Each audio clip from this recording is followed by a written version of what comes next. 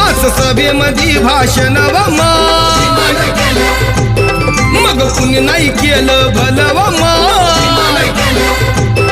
अग दिल्लीचं दालन खुलव